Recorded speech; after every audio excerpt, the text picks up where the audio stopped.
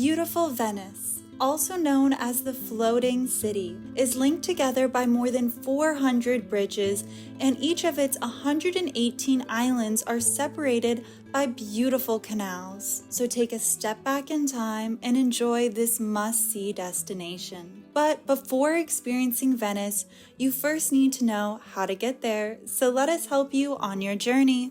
The three main ways to get to Venice is by plane, train, or bus. As we were coming from London, we arrived at the Marco Polo Airport. From the airport, you can have a chauffeur meet you and take you directly to your hotel. You can take a private water taxi that can dock right outside or close to your hotel. One of the most popular ways to get to Venice is by the Ali Laguna ferry, orange line that runs all day. Another option is to go by bus, and it is recommended to take the ATVO bus because it doesn't have a lot of stops like the number 5 bus. As we were not staying on the main island of Venice, we decided to splurge and pay the $150 to take a water taxi because we could not figure out how to buy tickets and transfers needed to get to Giudecca. What is your name? My name is David. Hi, David. And we're off. Within a few minutes, we are treated to the beauty of Venice. One of the biggest benefits of taking a water taxi, other than they are about 30 to 40 minutes faster than taking public transportation, which can be really nice after traveling all day, is how much easier dealing with luggage is. Water taxis can also navigate through some of the smaller and quieter canals, which offers unique and beautiful views of inner Venice that you might not normally get to see. After cutting through Venice, we were headed to Giudecca, which is an island about 1/4 of a mile across the canal from Venice and dropped off just steps away from our Airbnb. Thank you again, David, or should I say, grazie, David, as we are in Italy after all. And can we take a moment to enjoy the incredible view of Venice from Giudecca? If you would like to learn more about Giudecca, check out the video link below. Okay, let's get exploring. The next day we took the ferry over to Venice, but I want to show you who is doing all the filming. It's my mom. She hates being on camera. I got you. We walked across the gorgeous glass bridge called the Constitution Bridge. The bridge's glass surface can be slippery when wet, so be careful when walking on it when it's raining.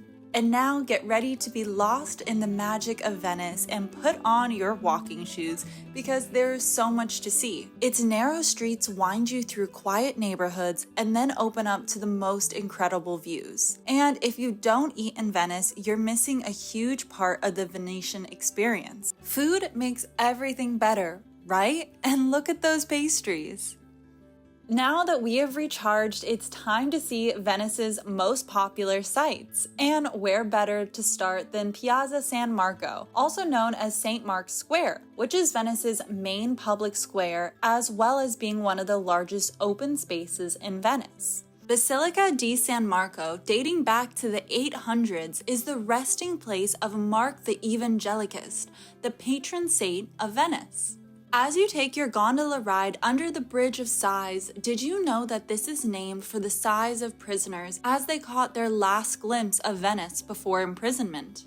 The Rialto Bridge is the oldest of the 4 bridges crossing over the Grand Canal's narrowest point and is renowned as an architectural and engineering achievement of the Renaissance. It is also one of the best places to get a great picture of this beautiful city. If you don't like crowds, I highly recommend getting to Venice early because once it hits 11, you are among the masses. The Royal Garden is the perfect place to visit when you need a moment of calm and a place to sit in the shade and rest your feet. Or you can find one of the many sidewalk cafes or restaurants hidden around almost every corner. And we also found solace in the beautiful churches where we could sit quietly and enjoy their exquisite interiors. After doing a little shopping and wanting so much more than my budget would allow, it was time to return to the quieter streets of Giudecca, and after exploring Venice all day, it was time to get some dinner and have a nice bottle of Italian wine. Cheers! And if you're interested in seeing more of Italy, join us on our next stop in Cinque Terre.